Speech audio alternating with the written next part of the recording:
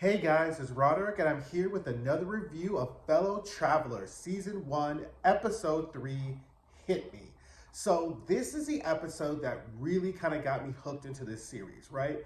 Because the third episode typically kind of rounds off, kind of tells us where we're going, what are going to be the stakes, what are the additional complications that we saw in the second episode, and really kind of where the roadmap, it kind of lays the roadmap for kind of where the characters are going to go. Now, it doesn't mean there aren't going to be twists and turns, but it kind of sets up our character arcs for where all the characters are. So if you're new to this channel, this is where we review television shows, films, a little bit of reality TV, comic books, but all towards acting, filmmaking, and directing. So let's kind of discuss this episode, because one of the things I really liked about this episode is that it wasn't really bogged down with the whole McCarthy witch hunt, right? Like, we really got to kind of delve into the characters and kind of like who they are, where their arcs are setting up to be, what are kind of like the main storylines. I don't want to say that like the McCarthy witch hunt kind of bogs it down, because it does provide the context in which these characters are interacting, and these characters are really kind of like burying themselves. But it just this episode felt a lot cleaner, a lot linear. There were a couple of little missteps we'll just kind of talk about that kind of made me raise my eyebrows, but I really liked this episode when it wasn't really bogged down with a lot of the kind of complications with kind of like the McCarthy hearings kind of in the background. One of the things we talk about a lot is themes, right? And every episode kind of has its theme. Like last episode, we are talking about being bulletproof, and really that the fact of maybe you're bulletproof, it may not really translate to the people around you are bulletproof. Or sometimes if you're bulletproof, the bullets can kind of ricochet off to someone else. Now, this episode was interesting because it's called Hit Me, which we'll get to why it's called that in a second. But really, this was all about lies, and really the lies you tell, and really how being in the closet isn't just always about you lying to the other people in your life. It's also about the lies you tell to yourself. And one of the things they really did in this episode that I really liked is that they set up Marcus and Hawk to really show that they're not foils, but they're actually very similar, right? Marcus does a lot of sanctimonious, high-roading Hawk for the way in which he treats Tim, and we're seeing that now that he's pretty much doing the same thing with Frankie. I was calling him Christian in the last video. I apologize. His name is Frankie. So the fact is that the way these tops treat their bottoms is kind of slightly disrespectful, but we'll get into that. But Hawk and Marcus are pretty much moving in the same way, and it's because of a lot of internalized homophobia. It's a lot of like the benefits and the privilege of being masculine presenting, and a lot of femme shaming and kind of bottom shaming. So the episode really tries to delve into that. I say try because it kind of does it, and then it doesn't really do doesn't really kind of give the topic it deserves. But I also recognize that this conversation is happening in 1953, and the concept of masculine presenting gays, feminine presenting gays, masculine, femme shaming, bottom shaming haven't really been explored to that point in 1953. But the whole concept that we'll see, this show is really the lies people tell to each other, and how people kind of rationalize why they tell lies for the things that they do, right? Which I really appreciated, but I felt that kind of should have been the title of it. I like at the episode ends with the song "The Great Pretenders." I think that should have been the title of the episode, not Hit Me, right? Because the Hit Me title kind of takes focus off the fact that everyone in this episode is pretending. Tim's pretending, Marcus is pretending, Frankie's pretending, Hawk is pretending, everybody, Roy Cohn's pretending, McCarthy's pretending. So I really think that should have been like the title of the episode, but that's kind of, that's a misnomer. So anyway, let's get into the episode. So we start off with Tim and Hawk at the beach, and Hawk has a camera and he's taking pictures of Tim, and then we get an immediate flash forward to 1982 where Hawk is looking at the same exact picture, and Tim is like, yeah, I remember that picture, you took it of me. And we kind of see that they're kind of like reconnecting, but Tim is still kind of icy and very, very bitter because Hawk has really done him dirty, and I really can't wait to see what that pivotal moment is that where Hawk really betrays Tim. And I really hope at some point before this episode, Tim just lets Hawk have it for being a trashy F-boy, but we'll see, right? So Salty Sister shows up. She sees Hawk still there. She leaves and goes to the movie. And Hawk says that he'll stay with Tim and take care of him. Tim needs to get his bandage changed or whatever. And finally, Hawk tells Tim about his European posting as if Tim's supposed to be happy for him. Tim's just like, okay, whatever. And then Hawk asks, like, why are you here? Like, what do you want? And Hawk doesn't really have an answer for him, right? Tim goes on and says he has the PCP and the lesions, and that pretty much that he doesn't have that much time, right? So what we see really is that their relationship has been burdened, not just from its inception from like the McCarthy era, but also from the AIDS crisis, right? And it's just a lot for Hawk. Like Hawk just thought that he's going to show up and like, hey, I'm here, but really like the weight of everything that's happening to Tim really gets to Hawk, and we see Hawk kind of sitting in the bathroom, just really contemplating, like, oh my God, it's a lot, because it is a lot watching someone who you love, care about, kind of slowly get ready to pass away. So now we go to 1953, right? And Hawk is at Senator Smith's.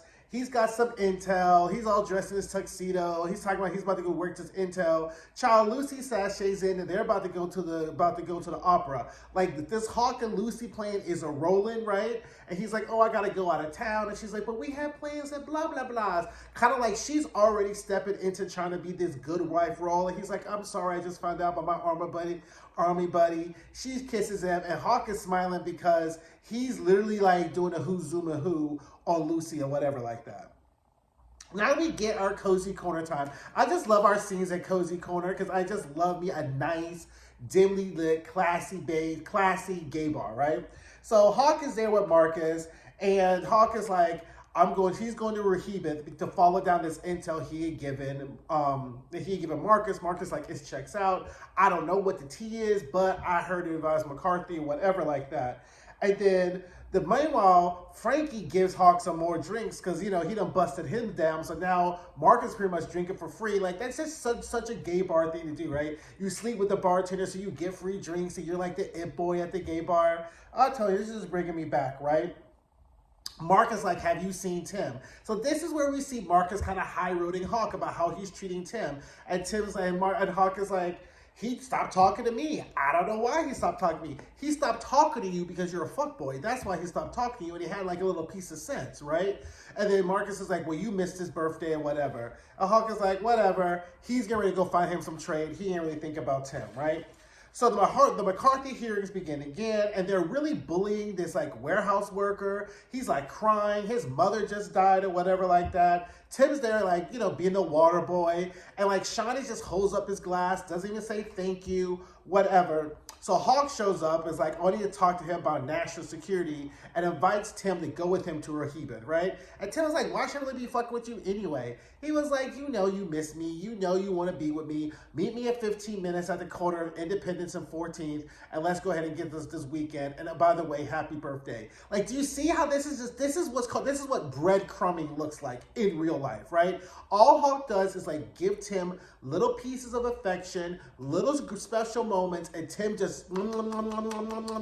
eats them all back up again, right? Instead of just standing 10 toes down and being like, look, I want to have a relationship. I want to be with a man. I want to be with someone who loves me. I want to be with someone who's willing to like be proud of me. He just eats all these little breadcrumbs that Hawk throws at him. And I'm really starting not to feel bad for Tim in this 1953 situation, because you done had enough people tell you that Hawk is trash and you really should have like been done with him, right? So now we get to Marcus and Frankie in bed. Now they done fool-la-lawed around, and Marcus got a little body on him. I was like, okay, Marcus. I was like, okay. And so then Marcus reveals that his father is really invested in him being a journalist, calls him like the Jackie Robinson of journalism, right? And then we get this kind of like very clunky exposition, right? So exposition is when a character kind of reveals information, and it was just kind of handled kind of clunkily the way Frankie kind of reveals the beginning exceptions of his backstory, right? And I was like, well, okay, fine. And then they have like this very heated discussion about the privileges of being masculine presenting and the privileges of being femme presenting. And we see that Marcus isn't, like, he likes having sex with Frankie. He just isn't comfortable with him with the fact of he's having sex with someone who's so feminine presenting, right? Because Frankie's like, I'm not like the same guys I see you pulling the same trade that you be pulling at the cozy corner. And he's like, I'm a man who likes to fuck men, and I don't apologize for it. And Frankie's like, well, okay then, well, that's a nice luxury for you, but, you know, I just came out the, you know, I was born just in high heels and pinks and purses, and I don't have that luxury always or whatever like that. So this is what I'm talking about when the show kind of broaches that topic. But what I guess the problem is that all the characters having this conversation are very limited, right? Because Frankie's in his feelings because he likes Marcus, and he's feeling kind of insecure because he's not as masculine as the people that Marcus is having sex with, and Marcus is not self-aware enough to recognize that he has this internalized homophobia really against feminine presenting gays, and he thinks he's a different type of gay that Frankie is, which is very much we see a lot with Hawk and Tim. Hawk thinks he's a different type of gay because he tops and that he's the one in charge, and Tim is just this very submissive, whatever like that, right? So like that's what I'm talking about, the way these tops kind of treat their bottoms is just not really copacetic. But I was just like, it's 1953. If the women were getting treated badly, I guess the bottoms are getting treated badly too, right? So Hawk and Tim are on Rehoboth Beach in Delaware. So if you're not familiar, Rehoboth Beach is a very historic, gay-friendly area in Delaware, 100 miles from Washington, D.C. So Hawk and Tim go to this bar called the Nomad Bar, and Hawk pretty much gives him the rundown, right? Because Tim really don't know a whole lot about gays and how things work. He's like, look, it's 100 miles from D.C. People who have a little bit of coin can hang out here, you know, have sex, do whatever, and you can get you a little piece of rough trade. And Tim is like, what is rough trade? He's like, it's guys you meet who will have sex with you for $5, they'll blow you, or they may try to steal your wallets. And Tim is just shocked at the fact that at the concept that you would go and have sex with somebody who may rob you. And Hawk's like, that's part of the thrill. You know what? You don't know if you're gonna get beat up or beat down or or bust through. So I was like, okay. So I like this little like education thing that Tim's doing. And Tim has his first drink. It's like a sea breeze or whatever like that, right? So they're playing darts. Tim's getting loose, and then the bartender shows up. It's like, I'm about to take a break in 5 minutes. And I was like, oh my God, are you about to go have trade right now? Like while Tim is like having his sea breeze and living his life? No, it's the intel about this whole McCarthy thing, because that's the whole reason they're having this trip, right? So they get ready to go, leads them to the intel. Meanwhile, McCarthy is boasting that they've kind of bullied this warehouse worker, right? And he's like, he's guilty. Dragon Lady shows up and is like, do you know what they call you? She's like fixing his, like unbuttoning his tie, making him lunch. He's like, I don't care what they call me, does ever. She's like, look, your slip is showing because everybody on the cover of this magazine that they're talking about is all single. So you need to figure out, do you really want to be out here having your slip showing since you're single and you're like leading up this Christian communism like witch hunt, and the fact is you single, so you may fall in the same category as everybody else, right? So anyway, and she's also, so then Dragon Lady is like, look, Roy Cohn and his little boo shine, they're really messing up our program because they're drawing way too much attention, right? So McCarthy needs Roy Cohn because Roy is like a bulldog, right? And he is really, McCarthy gets to do the patriotic kind of placker of it, and Roy gets to get into the trenches and do the dirty work. He's like, you know what? You don't have to worry about Roy's boo because Shine's about to get drafted anyway because somehow they found out about his 4F exemption and he just got eligible for drafted, which is the information that Marcus told JFK last episode, right? So JFK done took the news and then went ahead and Shine's about to get drafted, okay? So meanwhile, the general shows up at Roy Cohn's office, and Roy Cohn is trying to bully the general. He's like, I'm a man of influence. I get what I want. And the general's like, not today, Satan. What you about to get is he's about to go to the army. He's about to get drafted and bye-bye, right? So now Shine is all pissed and mad. He's like, I'm not going to be in no army in the same barracks with these brutes who I wouldn't even let shine my shoes. You got to do something. And Roy's like, I don't know what I'm going to do. We're going to fix it. I'll call Eisenhower. I'm going to do whatever. So then we get this really interesting gay for pay interaction, right? So now I figured out that Shine and Roy Cohn probably have foolala, right? And he's kind of rationalized this whole situation however he does. Again, the theme of the ways in which we lie to ourselves, right? So Shine is like, I'm about to go on a date with this chick with big tits, and her face is perfect, and she'll do anything for me. Honestly, manipulating Roy Cohn to be like, if you really want some more of this Shine dick, you go do what you need to do so I don't have to be in the army, right? So then I was just like, again, the lies that people tell each other, right?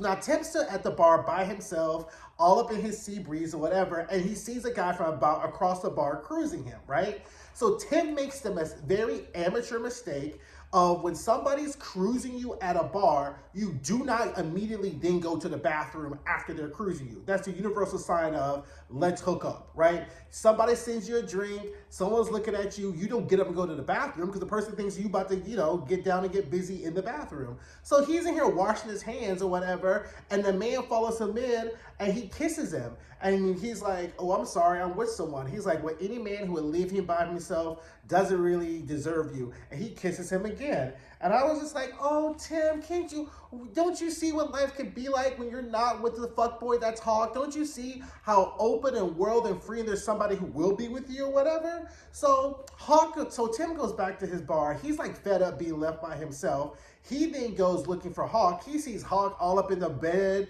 with this drunk guy passed out because they find the corporal. He done had too many goofballs. They try to wake him up. He's trying to sleep it off, whatever. And then Tim storms off. And then Hawk does this classic fuckboy thing. And he's like, I don't like being spied on. Tim's like, I don't like being abandoned. And he's like, I don't like this. Why can't we be together? I want to go out to dinner. We've never even had a meal together. I want to be with you. And so Tim keeps wanting more, and Hawk is like, less.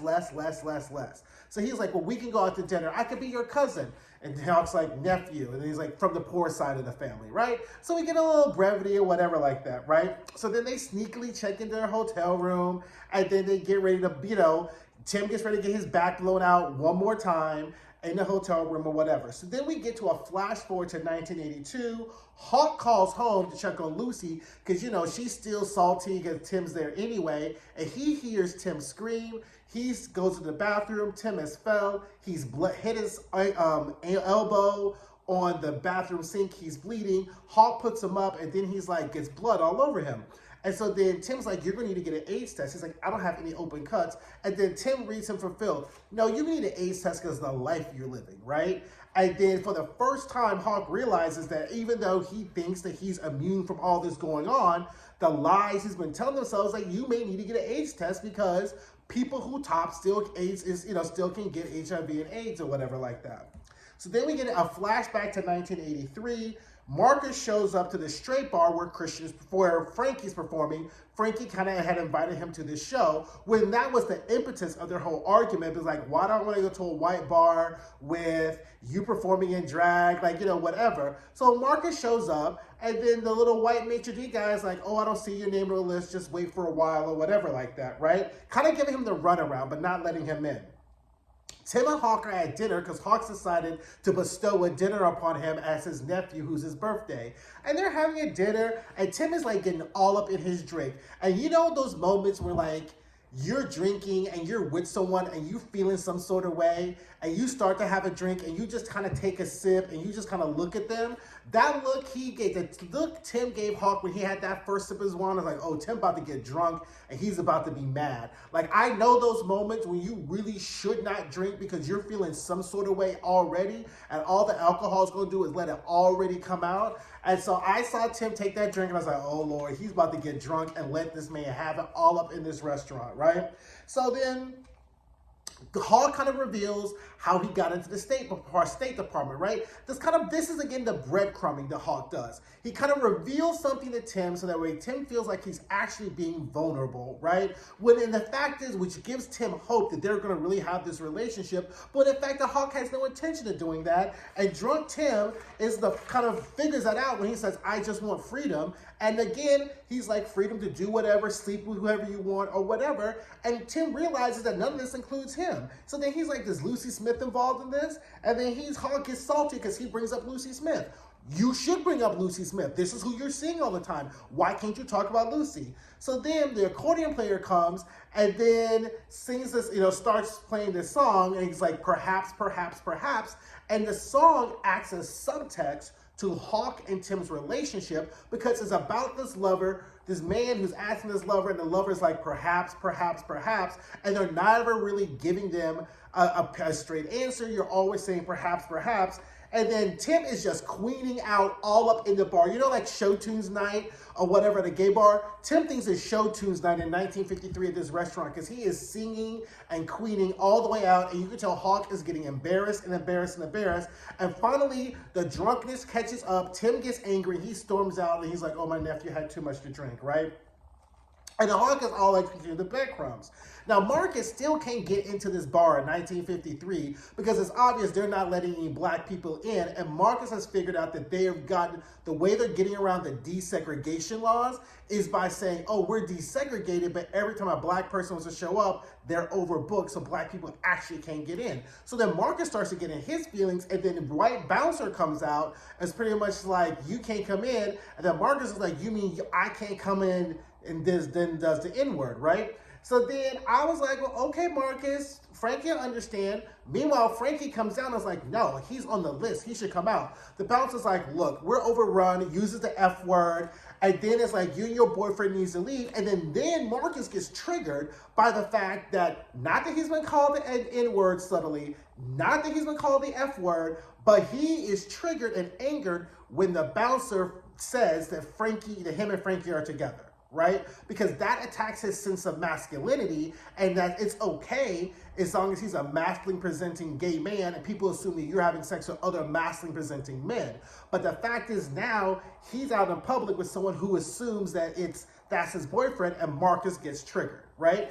Very similar to the way in which Hawk was triggered in the previous scene at Tim queening out at the bar having Show Tunes Night with all these straight people, right? And the fact is that Tim is just upset that all these straight people are out here able to celebrate their love, be with each other and kiss, and he decides he's gonna flame on all the middle of this restaurant. The same thing, Frank is here, is like, he's there being himself, doing whatever, and then Marcus storms off. Frankie follows him, and he's like, what's going on? And then Marcus then decides to get mad at Frankie, being like, I don't need you to stick up for me. Look at yourself. Put some clothes on. So I was like, oh, Marcus, you're a fuckboy too. Oh, I was just like, I really liked you. You got the banging body and a nice high booty, but you're a fuckboy too. So they just get ready to leave, and you just really see that Marcus and Hawk both have intimacy issues, right? The disassociation that occurs in the closet between having sex with someone and caring about someone is evident. That is why the closet is so dangerous, or because you can't really live a full and complete life as long as you're disassociating who you have sex with who you are and who you love, right? And that happens to every person when they're coming out the closet, right? Before it's just people I have sex with. This is just something I do, as opposed to ultimately it being integrated into your identity and you recognize that you are a gay man, and there's nothing wrong with being gay, and there's nothing wrong with loving men, and there's nothing wrong with being in love with men and doing things that men or people in love do, or doing things with men who you're not in love with, right? But you see that there's a total disassociation with Hawk and Marcus between who they have sex with and who they have feelings for, right? And then we both see in both times they're not really able to really integrate that together, which causes that problems, right?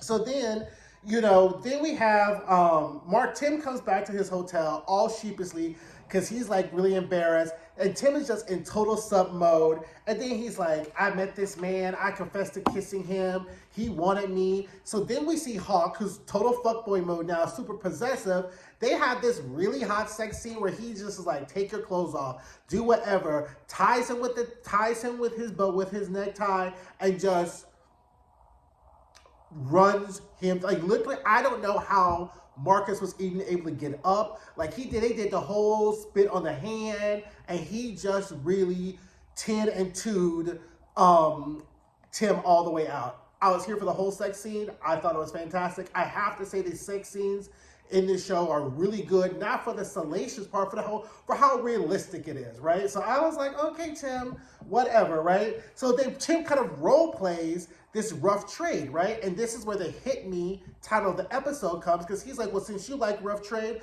I want to be rough trade. I can be rough trade too. So that's where you get the slapping and then the telling him to be undressed. It just very much gave me like a wife who like finds out the husband like is having sex with hookers, and then the wife wants to be a hooker and dress up like the hooker too to be what you're into. And what Tim doesn't realize is it's not the rough trade aspect of it. It's the exhilaration. It's the thrill of being caught. The whole clandestine manner of it, right? So they role play rough trade. Tim gets all his spine. He gets his entire spine rearranged.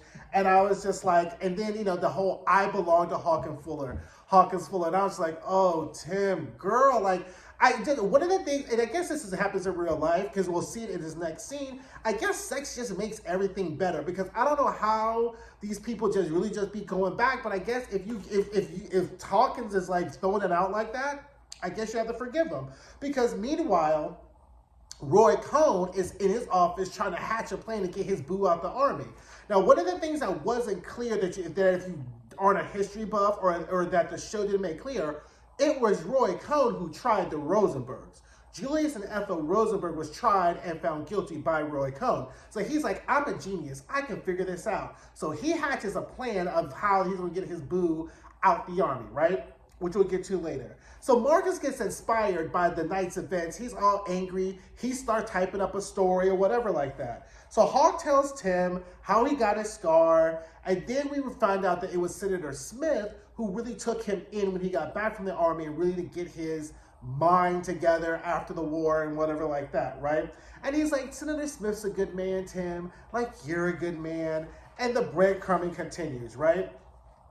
Now, this is where, this next scene is where it gave me some eyebrow raises, right? So Marcus shows up the next day after his fight with Frankie, not with an apology, not with no flowers, not with a fur, but like, hey, can you read this? How does this really happen, right? Like, how do you just show up without an apology, but no, I need you to really look at my story, right? Like I said, the way these tops treat their bottoms is just so disrespectful, right? And then we get kind of like this very clunky, again, this clunky exposition into Frankie's backstory, how he came out, and really his desire to really be seen, which is really what everybody wants, right?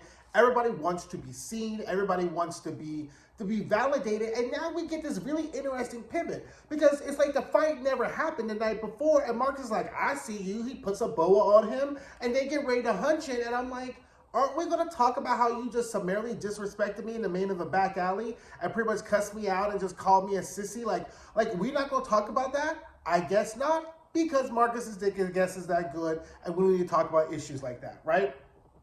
So now Roy gets Shine in his office and reveals his plan, right? So his plan is that he's going to call Fort Monmouth into suspicion, because that's where Julius Rosenberg was, and they're pretty much called the entire army into suspicion, and therefore they won't be able to draft Shine, right? So then he does this whole thing where he lights a cigar, kind of like puts it in like Shine's mouth, which is kind of like this allegory, this whole gay for pay relationship that Shine and Roy Cohn is having. So I was like, okay. So finally, the drunk show soldier finally comes to us the next day. He spills all the tea that he was drunk with McCarthy. McCarthy sodomized him. And then he was like, well, I was trying to get stationed to somewhere else because my mother was sick, so I wrote him a letter. He never responded. So the soldier has receipts of the hotel, pictures of him and McCarthy together. Hawk pays him. He gets Hawk's stuff, right? So then we kind of come full circle again with Hawk and Tim at this beach. And Hawk is kind of rationalizing the reason like people lie is because the lying gets easier, and that, it's about, it's easier to lie about the people you have sex with. And Tim makes a distinction. It's like, no, it's not about lying about who you have sex with, is you're lying on the people you love, right? But Hawk's like, it gets easier, right? But I know it's hard for you, Skippy, because you're a good man, Skippy. So I was just like, okay. And so finally we get a flash forward to 1982, And Hawk is here getting an AIDS test, right? Because Tim shamed him, be like, you're a whole ass hoe. You need to get an AIDS test. That's a responsible thing to do. And then it ends. And then Tim is weak because Tim is like, well, Hawk is like, well, I can stay for a week. And then Tim was like, why? Why do you want to stay here for a week? And Hawk pretty much says, so I can fuck it up all over again. And I was like, is this how you want to spend your last dying moments? I guess it is, with the man you love, even though he's a fuckboy or whatever like that, right? So then we get a flashback to 1953. Roy Cohn's plan is kind of like coming together. You know, McCarthy's making this announcement. Him and Dragon Lady are engaged. I've kind of noticed the last two episodes, we always get this really quick, like the way in which the fifth act kind of comes together is very like boom, boom, boom, boom, boom, right? Like they spent so much time in like the first four acts, and like the way our fifth act kind of like ties together is very like 1, 2, 3. Like it's almost like they've run out of time, right? So then we get another flash forward to 1982, and Hawk is talking to the nurse. She's asking questions about his sexual practices, and he's like, in this last 6 months, have you had sex with men? He's like, oh yes, only as a top, only with condoms, but only 3 or 4 times a year. So we realize that Hawk is sitting here a whole ass lying to the nurse, because the next song that comes in is The Great Pretenders, right? So that's why I say like this episode is really about the lies people tell to themselves and the lies they tell to other people, right? So again, this was a really good episode. I really enjoyed it. Don't forget to like, don't forget to comment, don't forget to subscribe, and I'll see you guys soon. I hope you guys had a Merry Christmas and a Happy Holiday.